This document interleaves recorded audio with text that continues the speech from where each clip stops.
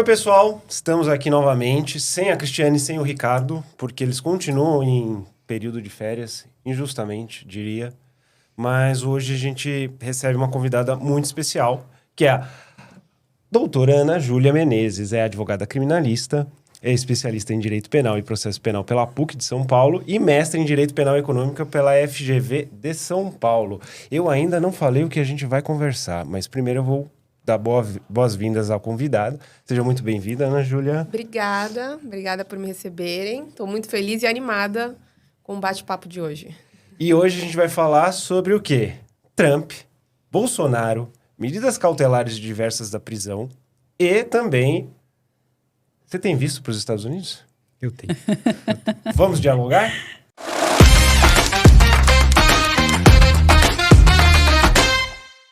Então, Felipe, antes de passar... Eu posso falar oi, pelo menos? Vou falar oi, pessoal, tudo bem? Oi, Pode, pode. Falar que a Janaína continua aqui, né? Eu tô aqui, gente. Mas a Janaína já é uma integrante fixa praticamente do podcast, então já não dispensa apresentações, né? Isso é verdade. Então, vamos lá. Felipe, Jana, Ana Júlia, o que vocês querem começar... Por onde vocês querem começar a falar de todo esse imbróglio jurídico, político, mas primeiro a gente vai tentar concentrar aqui numa visão mais jurídica da situação. Eu acho que a ideia é só falar disso, né? Se a gente for falar Mas de coisas políticas, o Rafael vai pedir voto. Não. Na verdade, eu queria fazer a seguinte indagação para vocês. Pelo que eu vejo aqui, o único que tem convicção e que tem adoradores políticos... Não, eu só queria fazer uma indagação para vocês. É o seguinte... no dia 9 de julho, o presidente americano, Donald Trump, mandou uma cartinha, né? Uma cartinha pro Lula, dizendo que iria aplicar tarifas... tarifas módicas de 50%. 50% sobre todos os produtos importados, né? Ou, no caso, exportados do Brasil para os Estados Unidos e importados pelos Estados Unidos do Brasil, de 50%. E um dos motivos que ele diz que... porque ele impôs essas tarifas de 50%, foi o julgamento, vou ler ipsis literis. Esse julgamento não deveria estar ocorrendo, o julgamento do Bolsonaro pelo Supremo Tribunal Federal. É uma caça às bruxas que deve acabar imediatamente.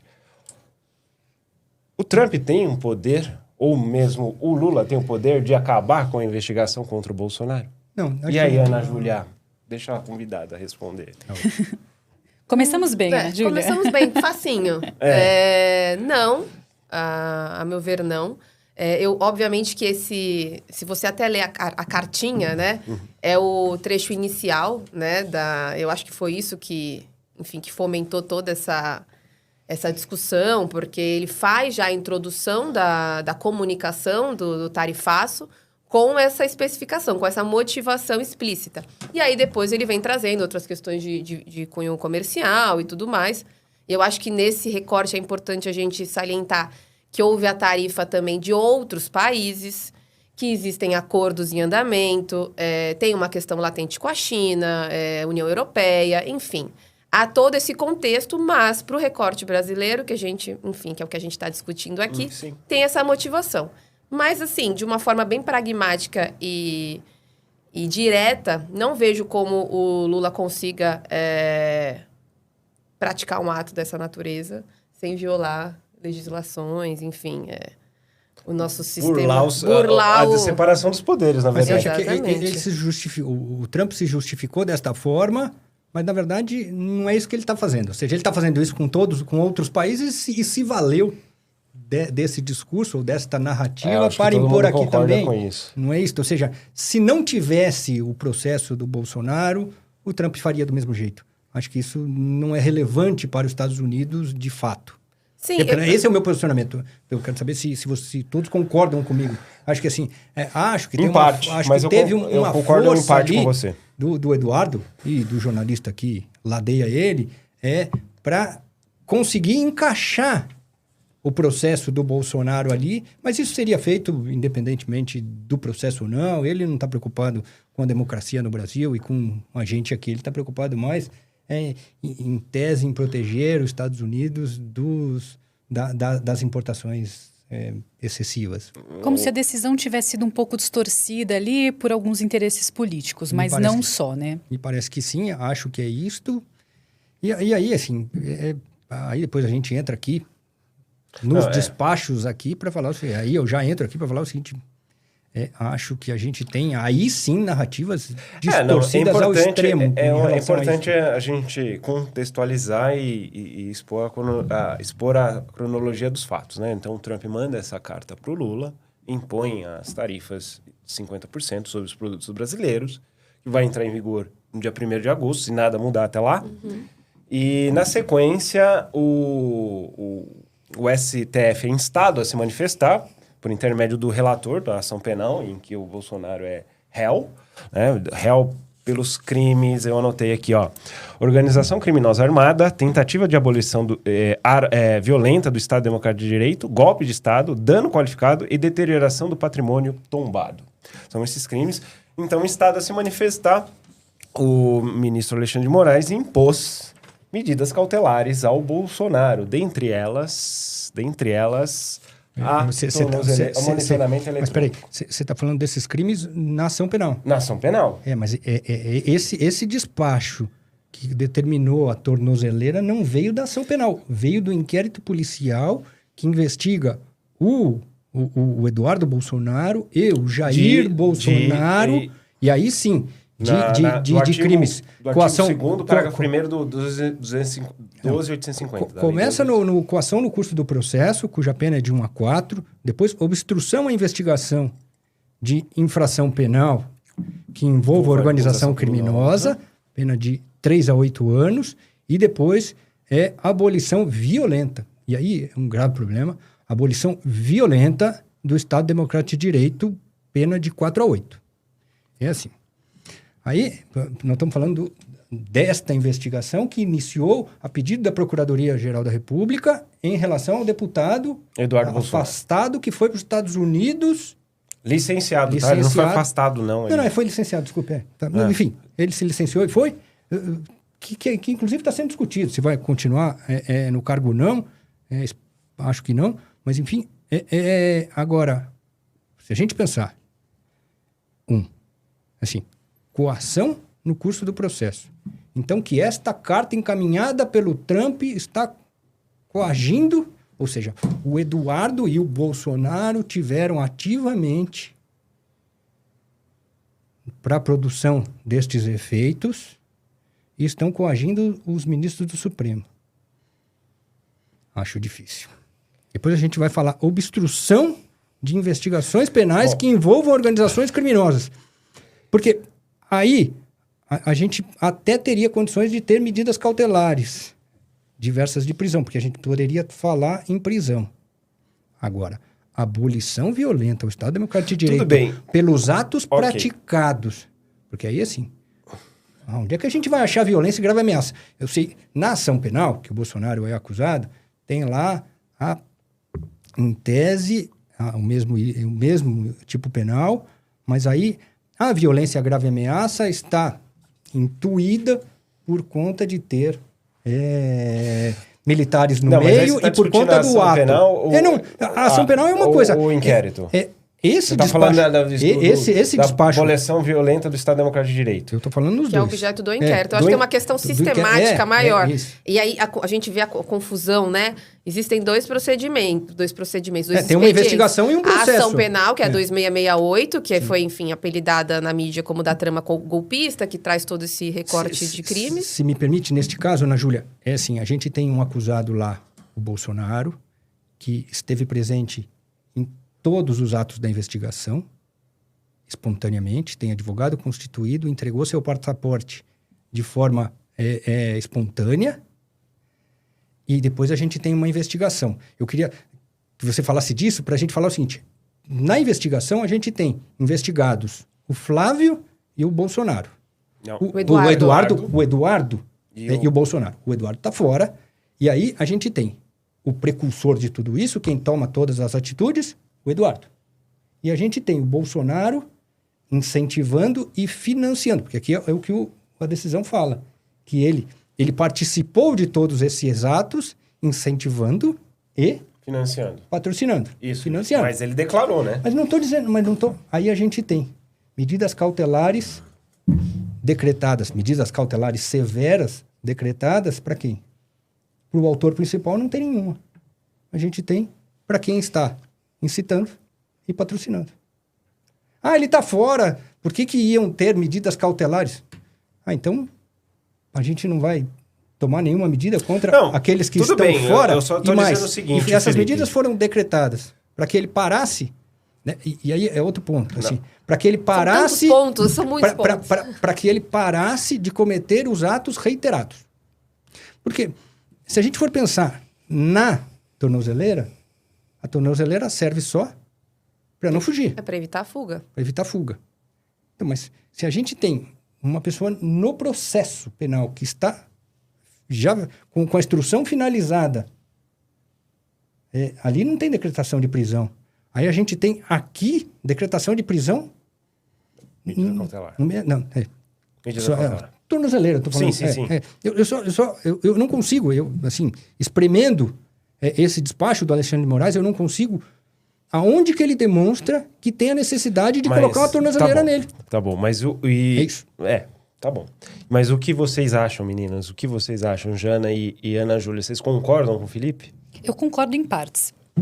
Eu concordo parcialmente. Eu acho que as medidas cautelares, elas existem e elas, quando bem fundamentadas, fazem sentido e têm que ser impostas mesmo. Agora, até que ponto essa cautelar especificamente não foi aplicada com uma expectativa de descumprimento para conseguir justificar uma prisão? Eu acho que esse é um ponto de reflexão por todas as influências políticas que a gente sabe que tem e não é o objetivo do nosso podcast discutir e falar sobre isso. Mas eu, de fato, acho que não tem irregularidade na imposição de uma cautelar. A irregularidade está na necessidade efetiva, no caso concreto, dessa imposição. Qual é o risco efetivo de fuga? Ele existe? Não existe? Eu acho que esse é o ponto crucial. O que você acha, Ana Júlia? Não, pegando até o gancho da sua fala, a gente cai no binômio, né? Do 282 do CPP, que estabelece que para a decretação de medidas cautelares tem que ter a necessidade e a adequação. E é essa a análise. E tem mais ainda. O parágrafo 4º do 282, ele traz a obrigatoriedade da progressividade da medida cautelar. Eu acho que é um ponto para a gente discutir quando a gente falar da arguição do possível descumprimento, né? Que aí acho que a gente vai falar depois sobre isso. Mas, relacionado às medidas aplicadas, a gente tem um ponto sensível, né? 2 pontos. Um que são aquelas, parte das medidas, que foram 4 medidas, parte delas estão previstas expressamente no 319, e tem a medida chamada atípica, que é a das redes sociais, por descumprimento próprio ou por terceiros, né? E quando veio a primeira decisão, ela traz isso de uma forma bem taxativa. E aí houve aquela entrevista, e aí houve um novo despacho dizendo, não, era óbvio que quando eu proferi essa decisão, também estava impedido a transmissão, retransmissão, publicação, e aí virou um parágrafo deste tamanho, que era óbvio, alargando a medida cautelar. Então, assim, para a gente analisar isso, é necessário que a gente verifique. É adequado? É necessário? O que o próprio Felipe disse. O Bolsonaro, ele está comparecendo a todos os atos em uma ação penal onde ele é réu.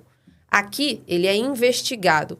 Ele tem residência sabida, ele comparece a todos os atos. E aí a gente fazendo um recorte, obviamente ignorando questões políticas. Ignorando não, colocando de lado alguns pontos políticos, mas analisando a lei e o réu em si.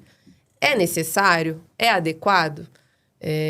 Me parece que a questão da possível fuga, considerando algumas publicações que foram colocadas na decisão, ele fundamentou ali, de acordo com a decisão dele, né? Enfim, colocou alguns pontos taxativos na lei, mas eu acho que o grande calcanhar de Aquiles dessa decisão é essa medida atípica. Também acho. É ali que mora essa discussão. Você acha que a tornozeleira não? Você acha que a tornozeleira é ok? A tornozeleira, eu acho que foi uma medida, se a gente vê no contexto em que ele é réu e investigado em outras tantas ações e que não houve uma decretação e que são situações muito mais latentes e delineadas ali, não entrando no mérito se está comprovado ou não está comprovado, mas que ele é muito mais o alvo ali. Me parece extrema e desproporcional essa fixação da tornozeleira para ele nesse momento. E, especificamente, considerando os crimes que estão em apuração nesse inquérito em que o Eduardo também é investigado. Mas você não acha o seguinte, aqui não tem elemento nenhum, eu estou falando assim, olhando o despacho, eu não consigo identificar nenhum elemento que justifique... Risco de fuga. Então assim, porque a tornozeleira serve para isso. Sim. E mostra que para mim, mostra que é um negócio pessoal quando ele diz... na decisão, no despacho, ele fala o seguinte: com um envio diário de relatório do monitoramento eletrônico para este gabinete. Ou seja, ele quer controlar os passos do Bolsonaro com relatórios diários encaminhados a ele, juiz. Puxa vida, me parece que é um negócio pessoal, não parece assim. Isso, para mim, demonstra esta questão de que é pessoal. E assim, a gente não pode esquecer que tudo isso veio lá de trás, do inquérito do Final do Mundo, que ele não teve uma distribuição correta, ele não foi sorteado o relator, ele foi indicado como relator, e aí toda a competência dessa foi puxada da forma mais questionada ou questionável possível, que ele é vítima de tudo isso, e que Quem é vítima, desculpa? O Alexandre de Moraes. Ah, tá. Sim, e que na trama golpista tem lá que ele seria que teria atos para matá-lo. E mais, as críticas e as ofensas feitas pelo Eduardo agora nos Estados Unidos são dirigidas especificamente para eles.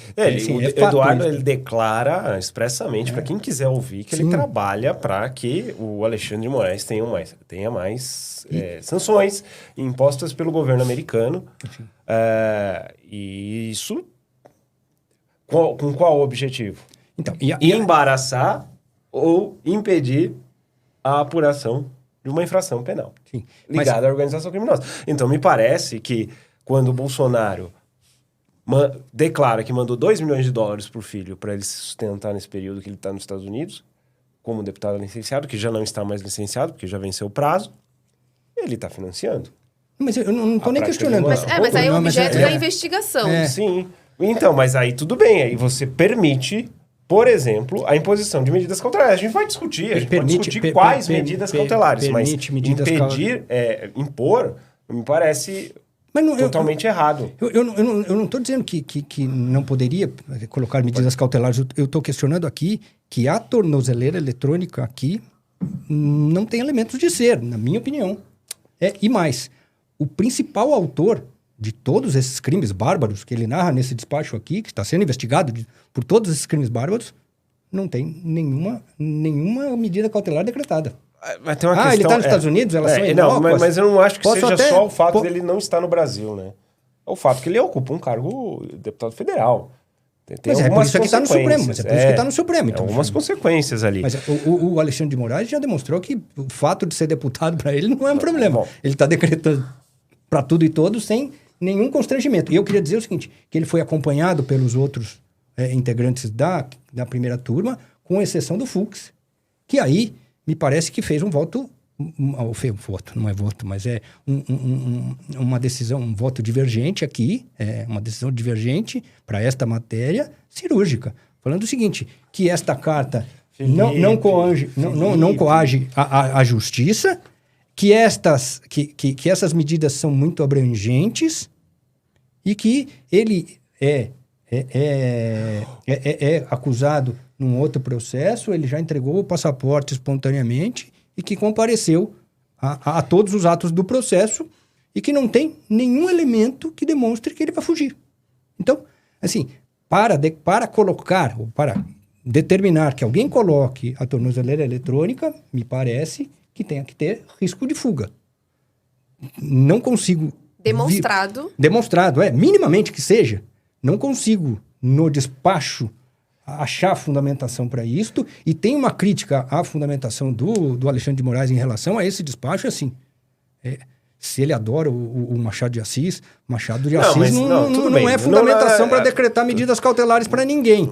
Ou seja, tenho críticas monstruosas em relação a isso. Ou seja, nesse despacho não consigo achar... Tem ou não tem fundamentação? A questão de citar Machado de Assis no despacho que ele impõe as medidas cautelares me parece menor. Não, é que ele coloca a citação de Alexandre de Moraes, do Machado de Assis, como fundamento para a decretação das cautelares. Veja só. Então, a série de críticas... Ele tem que fundamentar de outra forma, não. Que o Alexandre de Moraes, hoje ele é o super juiz, que foi no passado o Moro, né? Isso é pacífico, mas...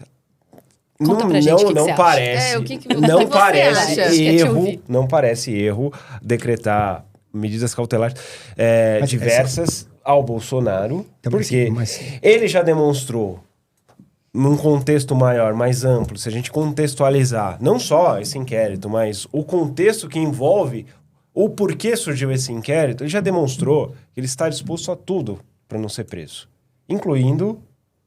Por que nas medidas cautelares que foram impostas, o Alexandre de Moraes inclui, por exemplo, a proibição de se aproximar de embaixadas ou falar com embaixadores? Mas aí tá justo, aí tá ok. Eu acho que não vejo problema, eu sei disso, porque ele em outra oportunidade tinha lá suspeitas de que ele teria ido. Então, eu acho ok. Ele teria ido para o quê? Ou para pedir asilo político? Mas isso foi antes de começar a ação penal. E depois na ação penal ele compareceu em todos os atos. Durante o ato de instrução, ele compareceu em todos os atos, inclusive no seu interrogatório. Assim, não vejo. O que eu estou falando é o seguinte: eu espremendo esse despacho aqui, eu não consigo encontrar elementos, por mais que tenha essas citações genéricas, ele falando, tem coisas infelizes aqui, tem frases muito infelizes, Felipe, do Eduardo Bolsonaro, e que muito provavelmente está demonstrado que o Jair Bolsonaro concorda com isso. E está evidente que ele financiou tudo isso. Porque ele mesmo falou. Ele falou o seguinte: eu fiz uma vaquinha de Pix, consegui 17 milhões e dei 2 pro meu filho. Então, exatamente. Concordo, mas... Exatamente. Mas ele está ali fomentando a prática de um delito. Então, mas isso é fundamental. A gente pode discutir se vai... essa investigação isso é suficiente. Vai acarretará numa ação penal e essa ação penal acarretará numa condenação. Isso, claro... Mas isso é suficiente para colocar uma tornozeleira no pé do camarada? Eu acho. É? Eu acho sim, claro. Mas tá claro que ele vai fugir? Muito mais grave seria uma prisão preventiva. Mas estamos longe da prisão preventiva, na minha opinião, aqui. Não, também concordo com você. Estamos longe de uma prisão preventiva aqui. Mas ele tá longe...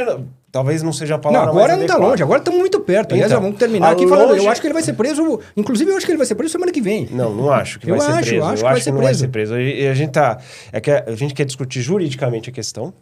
Mas é difícil, né? Não, porque não é um ator comum. Não é um ator comum. E uma das condições das medidas cautelares são as condições pessoais do acusado. Então, assim, isso está na lei. Só que a gente tem que colocar também no recorte do direito penal, porque senão vira um tribunal de exceção, né? Então, a gente tem que analisar. Mas aí, se a gente for pensar das condutas de terceiros, aí vira bizarrice, não, né? Aí vira bizarrice. Essa terceira, gente, aí a gente vai entrar numa discussão. E ainda coloca a liçãozinha de moral na decisão. Pesquisando a respeito desse tema, eu já li tolo, mas não é cego. Enfim, essas bobagens assim que não tem que ter numa decisão do ministro Supremo. Eu sei que tá inflamado aí, mas... Eu tô inflamado porque eu realmente acho. Eu acho que aqui, assim... o seguinte, essa medida que é responsabilizar o investigado, né, nesse caso, por ato de terceiro, aí não tem cabimento. Mas tá lá. Não sustenta, né? Tá lá. Tá lá e tá sendo festejado por muitos juristas. Não. E muitos advogados. Não. Olha, isso aí eu vou discordar de você, porque todos que eu li a respeito, mesmo aqueles que defendem a aplicação de medidas cautelares ao Bolsonaro, eles abrem um parênteses a respeito desta espífica aí, responsabilização de terceiro. Eu não vi ninguém concordando. Tem que ser assim. Eu vi um criminalista falando ontem na CNN, um criminalista festejado, dizendo que ele está dando palco para os outros fazerem. Então, ele não pode dar palco para os outros fazerem. Poxa. Mas hoje Aí estudando a não tem respeito problema, para esse episódio, eu li que o Alexandre de Moraes tem lá um novo despacho, uma nova decisão, não sei, que o Alexandre de Moraes falou assim, eu não proibi o Bolsonaro da entrevista. Desde que... Exatamente, desde que não seja Não, palco para nunca terceiros houve uma- publicarem. Que é uma questão muito genérica. Eu acho que, assim, nesse ponto... Aí sim, aí fica A ao ambiguidade- arbítrio dele, né? Decidir o que é. E ele também não pode ser... e aí o investigado, né? Ele não pode ser também proibido de falar na sua defesa. De falar se não achou justo, se achou justo a decisão, de Criticar a decisão. e também falar sobre a sua inocência, enfim, isso não pode ser feito. Isso é cerceamento de defesa. Então, a abrangência... Mesmo a autodefesa pode ser cerceada? Uma autodefesa não pode ser cerceada. Também acho. Concordo com você. Mas só que o que a decisão, essa medida cautelar, segundo o despacho, a decisão e o aclaramento que veio posteriormente, né, em que pese tenha sido rejeitados os embargos da defesa do Bolsonaro, é no sentido de evitar a reiteração dos atos, do modus operandi, né, que é mencionado expressamente, dos crimes elencados, que é coação, até anotei aqui, coação no curso do processo, a obstrução de investigação de infração penal que envolve organização criminosa e a abolição violenta do Estado Democrático de Direito. Então, o recorte dessa medida cautelar, segundo o despacho, é para evitar a prática desses crimes. Então, assim, a análise, para mim, se houve descumprimento ou não, ou descumprimento da medida dessa cautelar, tem que ser muito fechada e muito específica nesse recorte. Não dá para você falar, mas há a possibilidade de outro crime. Não. O descumprimento é se você tiver algo que leve à prática desses crimes. E, a meu ver, a questão dos terceiros é totalmente incontrolável. A defesa dele até fala na petição, nos embargos, que é algo que foge ao controle. Que a única pessoa que tem o controle ali da publicação inicial é o jornalista. É a pessoa que fala, obviamente, o interlocutor, e o jornalista. Agora, a replicação por terceiros, a legenda que alguém vai colocar num post que vai ser feito, que será feito... Cara, gente, cara é ótimo, gente. Pode falar. E passear e participar de motociata. Descumpre a cautelar? Só o ato de participar, por inflamar, a população... Você acha que não vai vir amanhã um discurso ou a narrativa, como tem agora, né? De que ele foi na motociata, não é isso? Motociata para ser veiculada nas redes sociais. A intenção dele é isto. E se for esta, ele descumpriu. Ou não? Pode falar. A gente está falando são duas situações. Ele colocou no despacho dele, ele disse que ele não pode inflamar para terceiros publicarem. Então, a gente tem dois... Qual a intenção de participar dessa motocicleta? A gente tem 2 pontos. Concordamos ou não? Nós. Não. Agora, o que está no papel é um título, é uma decisão. Você cumpriu ou descumpriu a decisão. Então, assim, a decisão está falando, não vai inflamar, não vai ter a publicação por terceiros. Por mais que eu discorde dessa decisão, não veja a fundamentação jurídica, acho abrangente essa cautelar atípica, se está ali expressamente e você faz algo contra aquilo, há espaço para que seja argumentado que houve descumprimento. Aí tem que argumentar a natureza da própria cautelar, a intenção, o dolo. Você tem que ter o dolo de descumprimento. Já foi inclusive acompanhada por todos os integrantes, com exceção do Fux. Ou seja, então, festejada, né? Festejada. Vamos lá. Eu li a respeito. Eu concordo com você que boa parte dos juristas que eu li analisando essa decisão concordaram com a decisão. Alguns até defenderam já caberia a prisão preventiva. Alguns defenderam. Mas quando você fala assim que o Fux foi o voto vencido, né? Foi dissonante, foi a única voz dissonante aqui, dissonante e tal. Me causa, não a você, né? Não com relação a você, mas me causa estranheza conhecendo a figura. Concordo. Mas assim, porque eu tô analisando a decisão. Ele é um garantista de ocasião. Mas não Felipe, claro que conhece. Mas claro que mas você a gente tem vários. Você sabe que ele é assim. Mas eu tô dizendo o seguinte, nós tivemos vários Não, claro, mas você vai enumerar. Tem o Fux, tem o Toffoli. Toffoli também? Toffoli, menos, mas tô falando assim, nós tivemos na mudanças, o Lewandowski era, assim, foi pro STF e era duro até que veio o mensalão. E outra, a gente tem tantos outros que fizeram isso, ou seja, não é nenhuma novidade.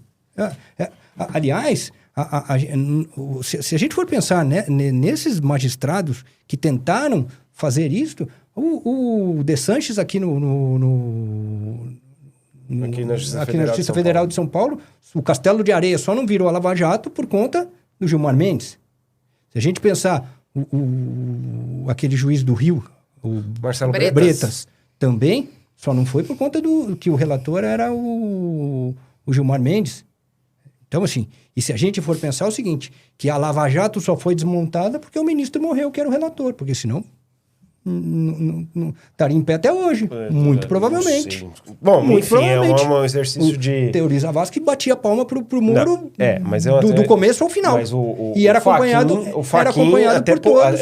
Mas ficou batendo palma pro Moro por muito tempo. Por muito tempo, é verdade. Por muito tempo. É verdade. O Faquinha ainda deu... Bom, enfim, essa é uma discussão para o futuro. Para muita coisa. Eu acho assim, eu fazendo um apanhado geral de tudo isto, eu lendo essa decisão do Alexandre de Moraes e espremendo ela, eu não consigo sequer encontrar um motivo para colocar a tornozeleira no Bolsonaro. Não consigo. Assim, e olha que eu fiz muito esforço. Nesse ponto discordamos. Como sempre, né? Eu fiz muito esforço, viu? Assim, muito. Eu li tem 47 folhas o despacho, assim, eu li algumas vezes essa decisão, eu não consigo entender, e no final ele começa a falar de soberania nacional e põe uma citação do Machado de Assis e fala, bota a tornozeleira e me manda um relatório diário desse camarada aí. Felipe tá indignado com a citação do Machado de Assis. Não, eu acho inadequado. E outra, se a gente for pensar que nós estamos num momento político inflamado, de fla-flu, ficar fazendo essas liçõezinhas de moral nas decisões, acho absolutamente desnecessário e concordo com você que nunca gostei do Fux como magistrado, assim, das decisões do Fux como magistrado.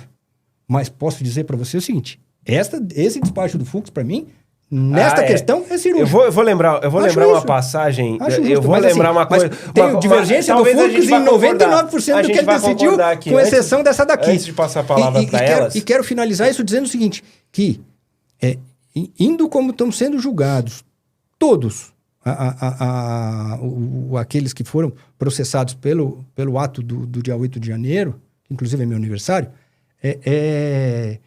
assim, esses caras vão tomar mais de 20 anos de cana, todo mundo, e vão ser solidários aos 27 milhões de reais. Talvez aí pare esse negócio de cobrar das tias do Zap lá, os 27 milhões de reais, porque vão encontrar patrimônio de alguém para ressarcir essa questão. Alguém tem que pagar o prejuízo, né? Ou você vai negar que teve prejuízo pro erário público, aquela instrução lá. Mas precisa demonstrar, não numa ação penal. A ação penal não é para isso. Felipe, só para lembrar condenar que solidariamente o Fux, na votação lá do controle das redes sociais, do controle das Big Techs, da regulamentação das Big Techs, disse que os magistrados não são eleitos pelo povo, então, portanto, eles não podem se arvorar de legisladores, então não deveria. Mas deixa eu lembrar um fato aqui, enquanto presidente do Supremo Tribunal Federal, quando entrou em vigor o pacote anticrime, o que ele fez com o juiz de garantias? Suspendeu tudo. Sozinho. Concordo. Então. Eu concordo com isso, mas sobre as Big Techs, de novo concordo com ele. Bom. Não com a fundamentação, mas sim com a decisão. Janaína, Ana, vocês querem comentar alguma coisa? Eu tô aqui admirando a discussão. Não, admirando não, se irritando, né? Não, eu tô admirando de verdade. A gente tá chegando num ano, né? Tá completando um ano de diálogo criminal e ver essas discussões calorosas e a divergência de opinião é muito rico. Eu acho que é isso. Eu tô feliz de ter participado do debate de hoje e de ter acompanhado os pontos de vocês, porque são pontos muito pertinentes e cada um defende isso de um jeito muito fiel às suas convicções. Isso é bonito de ver. Eu fico feliz de estar aqui participando disso. E aí, Ana? Não falou sua opinião, Janaína. Jogou pra mim a bola. Não, Ana Júlia, você pode... uma ótima advogada. Você pode falar o que você quiser aqui. Ao contrário do Alexandre de Moraes, a gente permite falar o que você quiser. Bom, foram tantos pontos que foram falados entre vocês. Mas eu ainda me atenho à decisão e às cautelares. Eu acho que as cautelares... e, na verdade, um passo antes. A existência e o entendimento da população, eu acho que isso é importante. Eu acho que a maioria, talvez, não sabe... População não jurídica, né? Uhum. Que há 2 expedientes, que há ação penal e que há um inquérito, que são crimes distintos em cada um deles, a condição de réu, de investigado. Isso, para a decretação da medida cautelar, tem que ser levado em conta. E aí eu entendo não é revolta, né?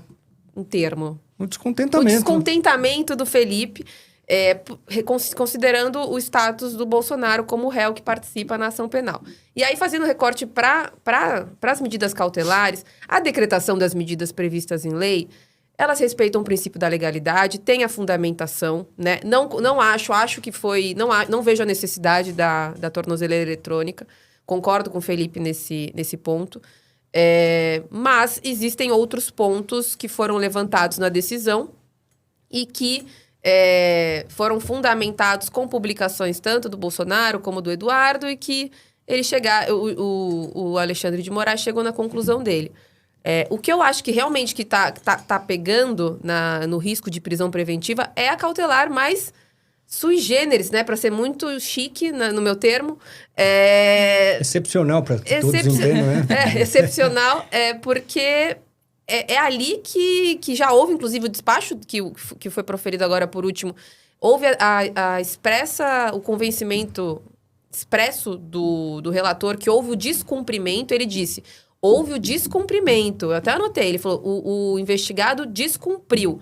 Mas, como foi isolado, né? Como foi um descumprimento isolado, deixo de decretar, mas fica a advertência. Então, assim, o convencimento que houve o descumprimento, ele já acha que houve. Então, assim, isso, a meu ver, especificamente, eu quero muito até a minha fala a essa cautelar, me preocupa. Porque o que eu vejo se houver um outro descumprimento na visão do relator, como pode ser a motociata, ele já deixou claro que vai decretar a preventiva. Sob pena, ele colocou, né? Sob pena de decretar a preventiva. Eu acho isso extremamente desproporcional. Acho que viola a progressividade obrigatória das medidas cautelares. Você pode colocar outras medidas cautelares cumulativas. Você tem que ter demonstração específica do dolo, de quem está descumprindo. Enfim, há uma série de fatores que eu não acho... Primeiro, que houve o descumprimento por parte do Bolsonaro com aquela entrevista. Não acho que houve. Acho que a decisão, ela trazia uma cautelar estranha, mas ela era bem delimitada e que depois virou uma coisa muito maior, que não estava claro naquela decisão. Então, não haveria como ter o descumprimento se você não sabe a abrangência do que lhe foi imposto. Então, assim, agora tem a abrangência, em tese ele está ciente, a defesa dele está ciente. Aí tem que agir de acordo com isso e fazer essa avaliação. Mas eu acho que nesse histórico de cumprimento, descumprimento, arguição, especificação, a gente está num bololô muito complicado do ponto de vista para análise técnica do direito penal. E aí a gente recai na questão das medidas cautelares atípicas, né? Do poder geral de cautela, que no direito civil é expresso, mas no direito penal ele é construído com a jurisprudência.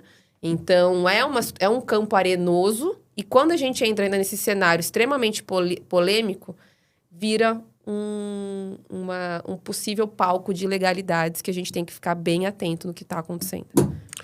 É isso aí, gente. É isso aí, gente. E vocês? O que vocês acham das medidas cautelares impostas ao Bolsonaro? Concordam, não concordam? Deixa aí o seu comentário e... Por hoje é só, né, gente? Hoje é só. Obrigado, Ana Júlia. Obrigado a todos. Obrigada, pessoal. Ana Júlia, tô feliz de ter recebido você aqui. Obrigada. Obrigado, Ana Júlia. Seja bem-vinda e espero contar com você em novas oportunidades, tá bom? Obrigada, gente. Adorei o bate-papo. Presenciar aqui os debates acalorados. É uma honra para mim, é uma alegria. Podem me chamar sempre, tá, gente? Então tá bom, gente. Tá bom. Até lá. Tchau, Até a próxima. Até a próxima.